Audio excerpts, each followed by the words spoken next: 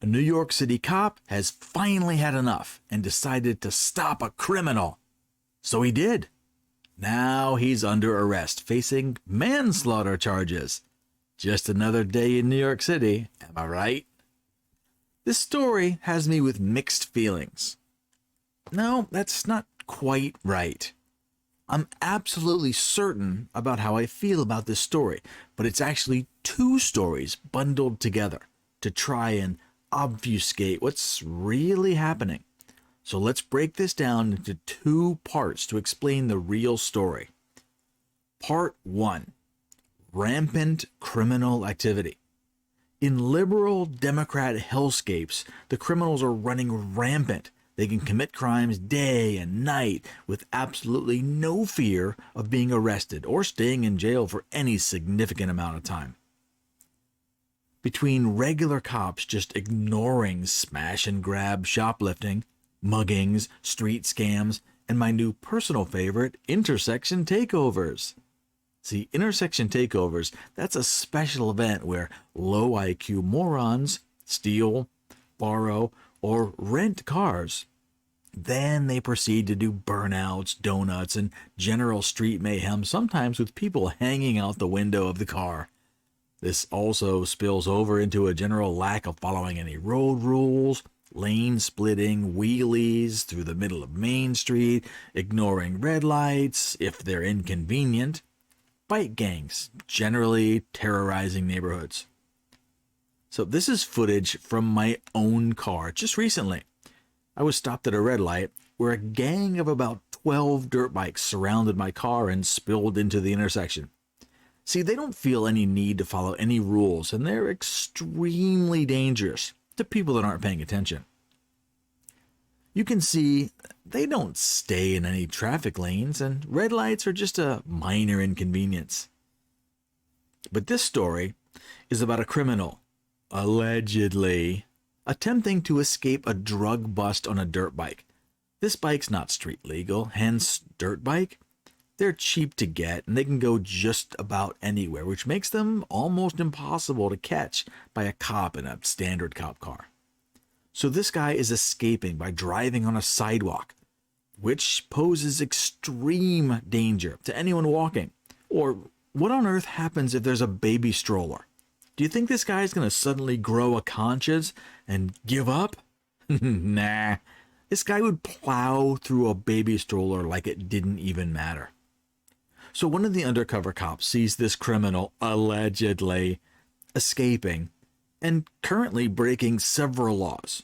So he grabs a small cooler and he chucks it at the rider. Now I'm only speculating that this was attempting to temporarily disable him so he could get a proper arrest. But that didn't happen. The rider criminal, allegedly, was going way too fast to control the bike, and when the cooler hit him, he lost control, crashed into a parked car, and then he proceeded to take the room temperature challenge and expired right there on the street. As can easily be predicted, the whole neighborhood and the internet got mad at this cop. Why did you do that? He was a good boy. He didn't do nothing, future engineer and scientist, blah, blah, blah. But this is a completely predictable outcome of rampant crime. If you allow a small crime to be unpunished, then you will progressively get larger and larger crime till you end up with New York City or San Francisco or Portland or Philadelphia or Baltimore. But it's not like we didn't know this was going to happen. They teach this lesson to kids at a very early age. Did you ever read If You Give a Mouse a Cookie? They should make a new version for modern Democrat cities. If you let a future scientist steal food from a street vendor, he'll need to steal some Hennessy to wash it down. Then he needs to steal a Kia to get home, etc., etc., etc. So if the legal system refuses to prosecute crime, you are guaranteed to get more crime. The slow process of making crime totally legal has been going on for years.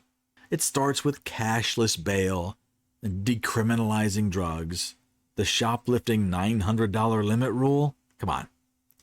This naturally leads to vigilantism, where a madman goes crazy on a train, then someone tries to restrain him. Guess who goes to jail? Daniel Penny, anyone? So now the good people have refused to enforce common decency. There are regular stories of women on subway trains getting unwanted full penetration while people stand by and ignore it. So the criminals have free rein to do anything they want.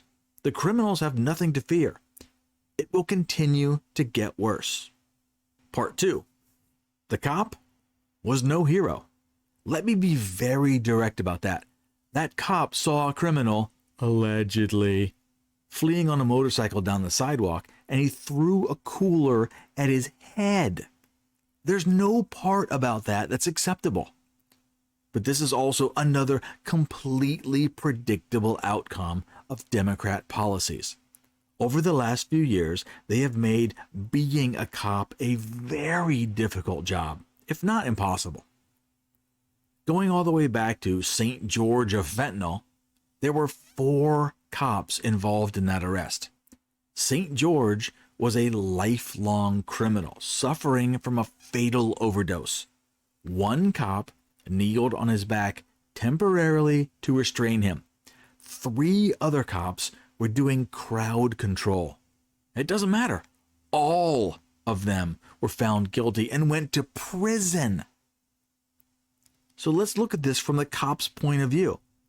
They followed rules and protocol to the letter, followed their training. But they were sacrificed to the gods of woke nonsense and Democrat policies. The crowd called out, "Defund the police!" So the good cops have left. They quit. With the constant lack of support from the community and the lack of support from the legal system and the lack of support from other cops, seriously, all the good cops are long gone. What you have left is a bunch of corrupt or lazy cops just there for the paycheck. They don't care about you, and they certainly don't care about doing a good job. Okay, not all cops, obviously, but I would speculate it's to the near end of 90%. There's no reason why a good cop would be willing to risk his pension, jail time, public humiliation for arresting a criminal who simply screams, "I can't breathe." So here is where it ends up. Criminals can do anything they want, and the cops won't touch them for fear of being labeled racist. Cops do not get punished for not arresting criminals, but they can get prosecuted for arresting criminals. They get paid either way. So how can you not see how this is going to work out? This will never end until criminals are arrested, prosecuted, and locked away. If there's any hope for the future, the cops, the prosecutors, and the judges need to be reformed from the ground up. I don't see this happening anytime soon. Hey, my only advice, get out of the cities. Grab some land in the country. Start raising chickens. Get a small garden. When the gangs take over these cities and the cops run scared, you won't like it. So, on that happy note, hey, have a great day. Why don't you like and subscribe, and I'll see you guys again real soon.